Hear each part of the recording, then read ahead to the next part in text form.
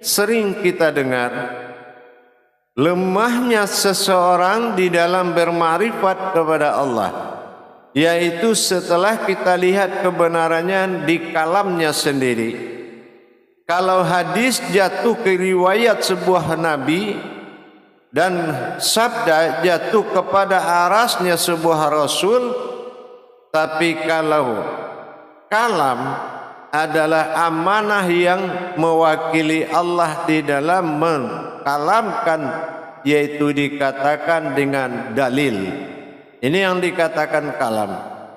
Dalam kalam ini adalah dalilnya Allah. Nah, terus bagaimana? Siapa yang bisa menguasai dalilnya Allah? Yaitu orang yang telah menjadi ayat-ayatnya Allah. Siapa ayat-ayatnya Allah? Inilah yang dikatakan al-anbiya, yaitu musaratal anbiya, itulah orang yang pewaris para nabi, yaitu ulama yang mewarisi para nabi. Apa yang dia warisi? Yang dia warisi itu adalah ilmu. Nah, disinilah kalau ilmu ini sudah tumbuh, ya, seperti layaknya sebuah pohon, awalnya kelapa yang ditanam, harus kelapa yang tumbuh. Kalau memang dia pewaris para nabi, maka maujudnya adalah kenabian, yaitu yang disebut dengan kalam. Apakah dia sudah menjadi dalilnya Allah? Boleh jadi dia banyak pengalaman, seseorang boleh jadi dia banyak pengetahuan, dan dia bisa menyampaikan apa saja, tapi kalau Allah belum memberikan hak kepada kalamnya, maka dia sesungguhnya orang yang ragu dalam berbicara. Dia tidak bersandar lagi kepada pemahaman pembukuan, pemahaman kitab-kitab, tetapi dia sudah menjadi kitabnya Allah. Kitabnya Allah disebut kitabullah. Inilah yang dikatakan betul-betul sebuah kalamnya sudah hayat. Kalau kalamnya sudah hayat, insya Allah semua menjadi nuzul Quran. Dirinya tempat nuzulnya Qurannya Allah. Tetapi kalau dia masih merasakan Al-Quran itu sebuah kitab, belum bisa dinuzul ke dalam dirinya, maka sesungguhnya adalah dia orang yang ragu-ragu di dalam berkalam kepada Allah. Berkalam kepada Allah ini didasari juga dengan hayatnya kauni pada batin dia. Kauni ini adalah sudah hidupnya bahasa batin diri dia kepada Allah. Kalau batin dia belum bisa berbicara dengan Allah, maka dikatakan kauninya belum hayat. Kalau kauninya belum hayat, dia tidak akan menjadi mutakalimun atau bahasa isyarat. Tapi kalau sudah masa isyaratnya keluar, kauninya bagus, maka kalamnya akan melahirkan sebuah aras, itulah suara. Jadi kalau kebenaran bidahlihi marifatul haq fil ilmi, sesungguhnya dalilku adalah pokok kebenaran daripada sebuah ilmu, maka kita harus memperhatikan dalil. Apakah sudah dalil Allah yang keluar dari kalam dia, atau memang dalil pengetahuan dan wawasan? Banyak yang mampu menceritakan Allah, tetapi tidak banyak yang mampu mengajak umat berdekat dengan Allah. Tidak banyak yang mampu membawa seumat kepada Allah, melainkan sebagai juru paket yang hanya bisa menyampaikan, atau dalam istilah ledekan jiping, hanya kaji kuping. Nah, ini yang kita khawatirkan. Jangan bermain-main dalam hukum keselamatan. Islam ini keselamatan. Kalau kita tidak aman, tidak akan selamat. Ya ayyuhallazina amanu. Untuk itu, mari kita sama-sama meningkatkan pemahaman agar mencapai arasnya Allah setiap perintahnya yang kita jalankan. Jamaah yang dirahmati Allah rahimakumullah. kita lihat keluhan sebagian tokoh-tokoh daripada agama. Kesulitannya menyampaikan, kiat-kiat dalam penyampaian, dan ingat derajat dan martabat Allah ada pada kalam atau lisan seorang yang berkalam. Kalau dia menyampaikan kalam-kalam yang bersifat penzoliman atau jahiliyah, ini sangat berbahaya keadaan terhadap kodrat Allah yang terhina. Apa contohnya? Dengan pengalaman dia katakan, apakah kamu salat sudah kenal Allah? Apa kamu zikir? Terus zikir kamu bisa mengingat Allah? Dan dia selalu memojokkan sesama kepada suatu hal yang membuat seseorang menghentikan ibadahnya. Ini juga dikatakan jahiliyah. Maka disinilah kelihatan bahwasanya kalamnya belum memiliki aras kepada Allah. Kauninya belum hidup, mutakalimunnya belum bergerak, dan kalamnya belum milik Allah. Maka dikatakan ini belum dalilnya Allah. Dia bicara belum pantas dikatakan itu dalilnya Allah. Kalau dia merasa kelebihan pengetahuan dia berbicara untuk merendahkan orang lain. Ini sangat rawan dan berbahaya. Jamaah yang dirahmati Allah rahimakumullah. Untuk itu mari kita tingkatkan bagaimana kita mendapatkan tadabbur diri sehingga kenyataan perbendaharaan Allah pada diri kita semakin meningkat setelah kita memerdekakan rohani kita dari persengketaan ibadah. Jangan kita memiliki suatu persengketaan rohani dan telah mengkalamkan ayat-ayat Allah. Maka kita harus mencari posisi yang hak pada tabaraka ta'ala dalam rangka menyampaikan amanah Allah. Hadirin jamaah yang dirahmati Allah rahimakumullah. Tidak mudah untuk mengkalamkan kebenaran Allah, apalagi yang bersifat hak, yang bersifat kebenarannya tertinggi. Ini butuh kebenaran diri yang sebenar-benarnya.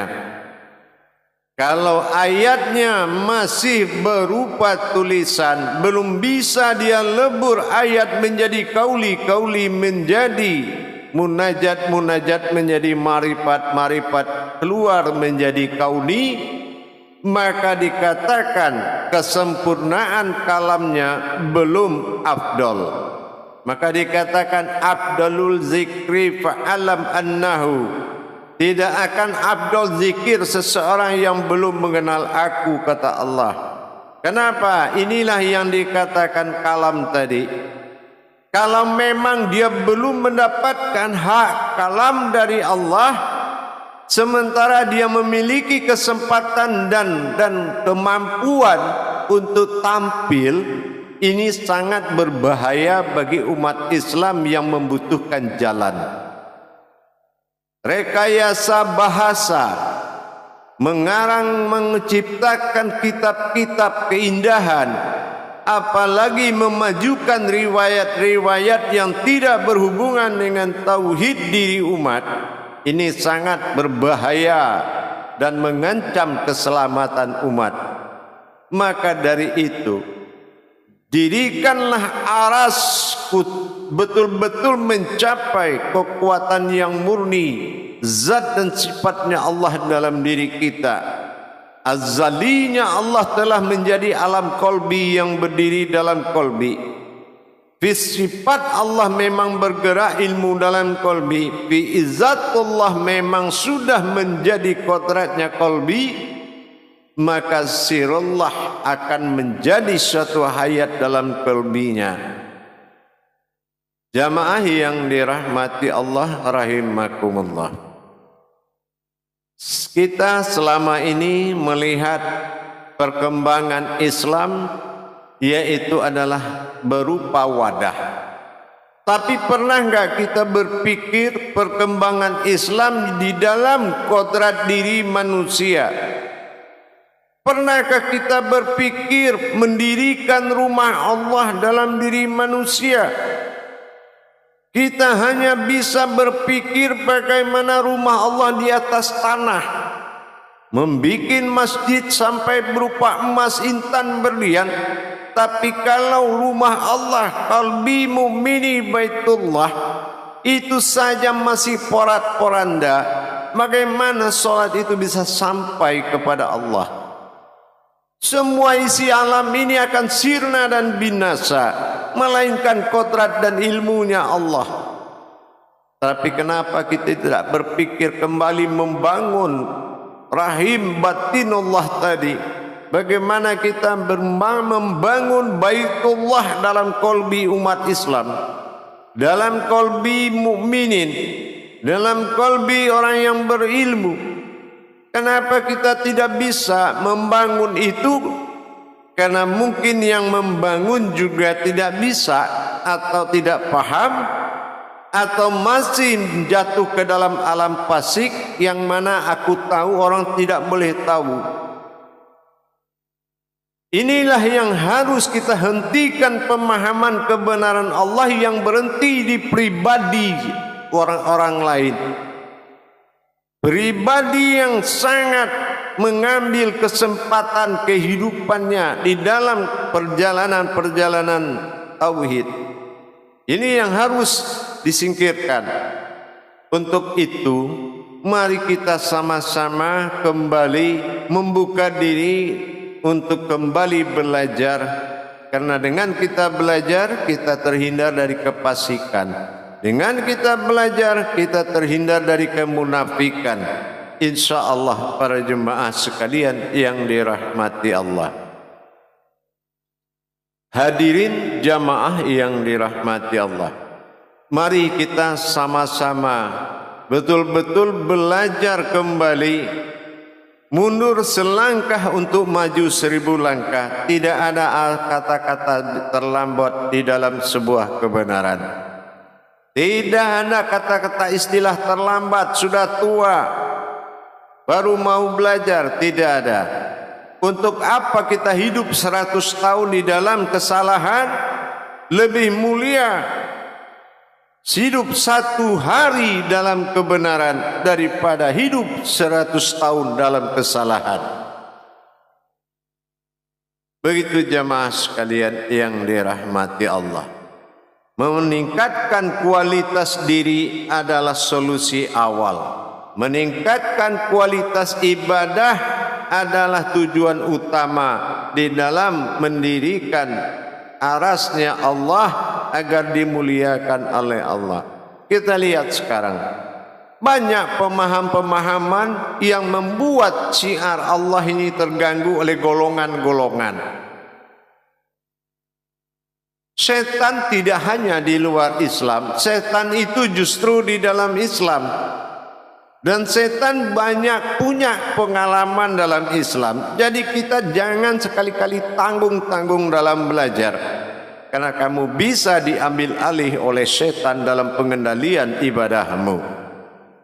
Salah satu contoh, kita beribadah sholat yang kita ingat apa? Bukannya Allah, tapi mengingat rakaat, takut salah dan ayat tidak bagus. Jadi ini juga hakikat sudah tertinggal karena ketakutan pada syariat. Maka kita tingkatkan kembali supaya bagaimana syariat ini menjalankan hakikat Islam.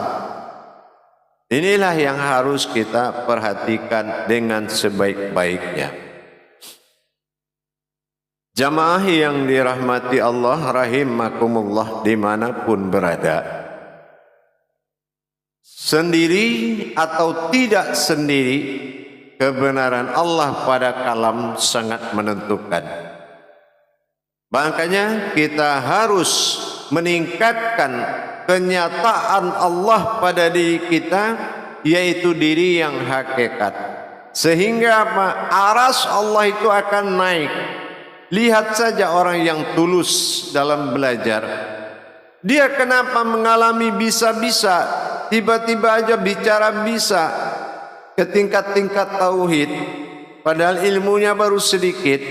Ya, ilmunya memang sedikit, tapi hatinya memenuhi syarat. Daripada kita banyak ilmu tapi hati melanggar syarat, biarlah sedikit tetapi hati memenuhi syarat. Inilah di jalan Allah. Keajaiban itu sangat tinggi. Orang yang pemahamannya belum sempurna tetapi hatinya sudah sempurna, maka Allah bekali dia pemahaman. Allah beri dia karunia di hikmah ke dalam dirinya. Perhatikan Al-Baqarah ayat 269. Tapi kalau umpamanya kita mencari pemahaman sendiri tanpa kita berpikir kebenaran pemahaman tersebut, maka Allah mengkhawatirkan dia beribadah karena ditakut-takuti oleh setan. Setan bangunkan tengah malam, setan ajak beribadah zikir, setan ajak berwudu, setan ajak beristighfar. Terus setelah lengkap semua, baru setan ajarkan apa yang akan diibadahkan, yaitu meminta rezeki saja. Inilah 268 ayat dalam surat Al-Baqarah. Ayat ke-268 sangat Allah mengkhawatirkan kalau seseorang itu beribadah karena ditakut-takuti oleh syaitan. Maka untuk itu, mari kita bangun aras-aras Allah dalam diri kita sehingga mengkalamkan kajian itu sesuai dengan tataan tauhid yang benar. Karena tidak ada yang bisa di mata Allah, tetapi seseorang akan bisa kalau dia sudah memenuhi syarat hatinya bertuhan kepada Allah. Untuk itu jamaah sekalian yang dirahmati Allah, mari kita benar-benar fastabiqul khairat, benar-benar kita berlomba dalam kebaikan, mencapai kebenaran Allah hingga semuanya terjadi karena Allah Subhanahu wa taala.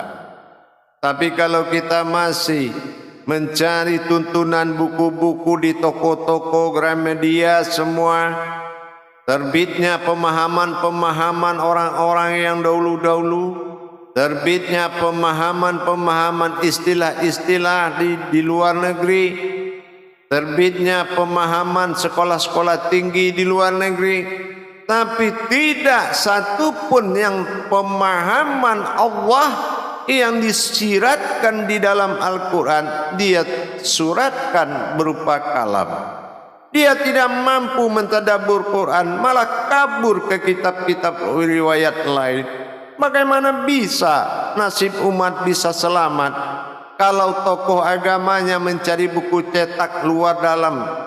Inilah yang kita khawatirkan. Belum al-haq diri dia, belum fi sifat nur dia, belum fi zat jasad dia, belum sir qalbi dia, belum wujud batin hayatnya Allah. Bagaimana nasib umat di belakang sana? Untuk itu mari kita selamat dan menyelamatkan diri. Alaihissalam sallallahu alaihi wasallam insya Allah sama-sama kita berjuang dan saling berbagi riwayat dan berbagi pemahaman, bekerja sama fastabiqul khairat. Mudah-mudahan diijabah niat baik kita oleh Allah.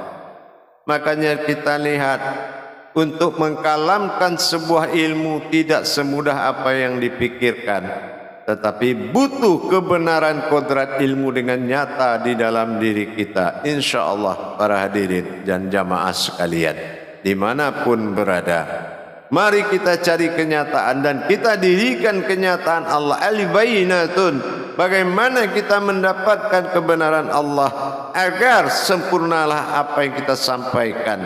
Digerakkan ayat suci itu oleh kalbi, dikeluarkan oleh kalbi, digerakkan oleh jantung, disuarakan oleh mulut, tetapi bukan atas nama kodrat siapapun, melainkan tajalli yang benar.